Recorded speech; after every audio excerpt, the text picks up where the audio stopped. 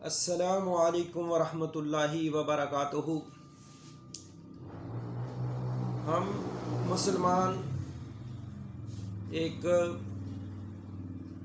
معاشرتی زندگی گزارتے ہیں، معاشرے میں رہتے ہیں، اور معاشرے میں رہتے ہوئے بسا اوقات ہمارے ایک دوسرے کے ساتھ تعلقات منقطع ہو جاتے ہیں، ناراضگی ہو جاتی ہے، کوئی لڑائی جھگڑا ہو جاتا ہے۔ تو ایسی صورتحال میں دوسرے مسلمانوں کو کیا حکم ہے، انہیں کیا کرنا چاہیے، تو اس کے بارے میں اللہ تعالیٰ نے سورۃ الحجرات میں حکم دیا ہے۔ اعوذ باللہ من الشیطان الرجیم، انما المؤمنون اخوۃ فاصلحوا بین اخویکم واتقوا اللہ لعلکم ترحمون۔ اللہ تعالیٰ نے مسلمانوں کو یہ حکم دیا ہے کہ مومن جو ہیں وہ سب آپس میں بھائی بھائی ہیں۔ تو جب کبھی مومنوں میں، مسلمانوں میں کوئی لڑائی جھگڑا ہو جائے تو فَأَصْلِحُوا بَيْنَ أَخَوَيْكُمْ، تو اپنے بھائیوں کے درمیان صلح کرا دیا کرو۔ وَاتَّقُوا اللَّهَ، اور اللہ سے ڈرتے رہنا، اللہ سے ڈرو، لَعَلَّكُمْ تُرْحَمُونَ، تاکہ تم پر رحم کیا جائے۔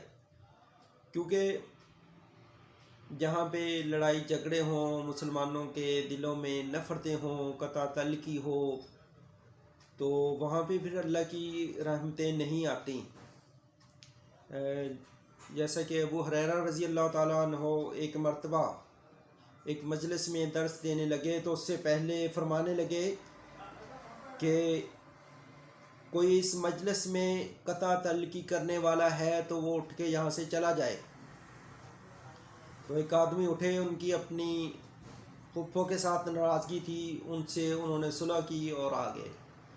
تو بعد میں انہوں نے پوچھا کہ ابو ہریرہ رضی اللہ تعالیٰ عنہ، کیا وجہ ہے کہ آپ نے اس طرح کا ہمیں حکم دیا کہ جو قطع تعلقی کرنے والا ہماری مجلس میں سے اٹھ کے چلا جائے؟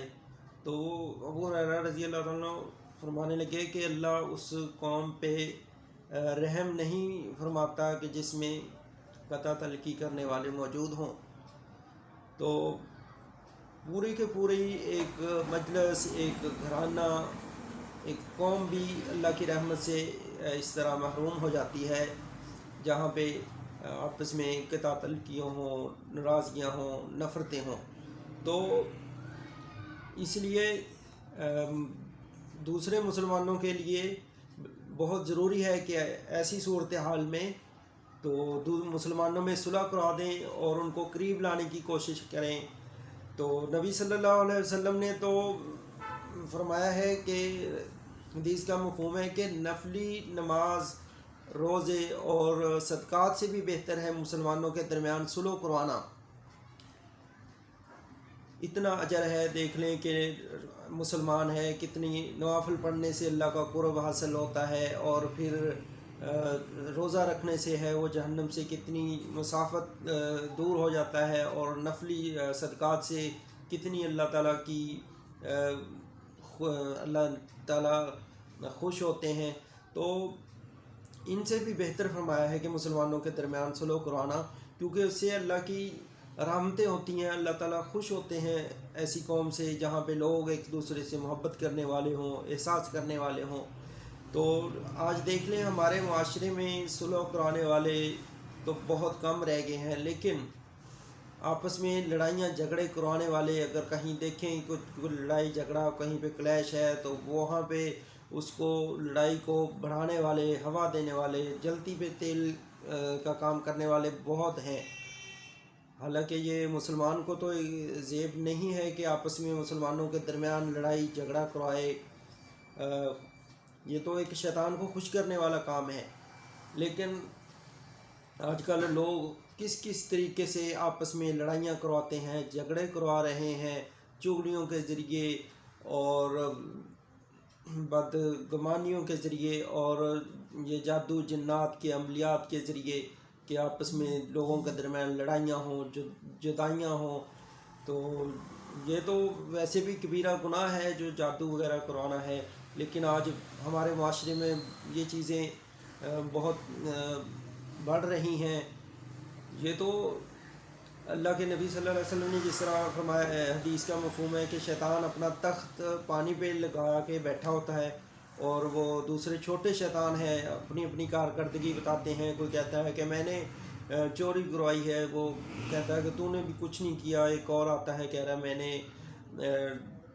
شراب پلوا دی ہے کسی کو، وہ کہہ رہا ہے تو نے بھی کچھ نہیں کیا۔ مختلف اپنے اپنے گناہ وہ چھوٹے شیطان جو ہے بتاتے رہتے ہیں، تو شیطان کہتا ہے تم نے کچھ نہیں کیا۔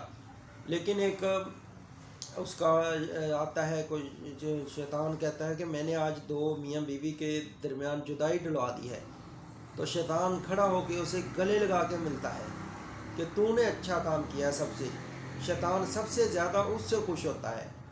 تو یہ تو مسلمان کے لیے تو یہ اس طرح کے کام جائز نہیں نہ ہے، کیونکہ جس سے شیطان اتنا خوش ہو، اس کو گلے لگائے، تو رب رحمان اس سے کتنا ناراض ہوتے ہوں گے، کتنا غضبناک ہوتے ہوں گے اس پہ، جسے شیطان اتنی محبت کرے جس عمل سے، اور رحمان تو ظاہر ہے اس سے کتنی نفرت کرتے ہوں۔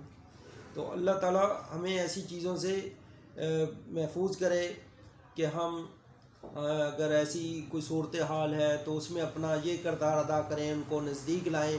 بلکہ یہ بھی ہے نا کہ ایسی صورتحال میں تو وہ جھوٹ بھی جائز ہو جاتا ہے، جھوٹ بھی بول سکتے ہیں کہ آپس میں ایک دوسرے کو قریب لانے کے لیے، لیکن سچی بات جو اگر چغلی ہے، صحیح بات ہے، اس کی بھی اجازت نہیں ہے، وہ بھی گناہ ہے ایسی صورتحال میں۔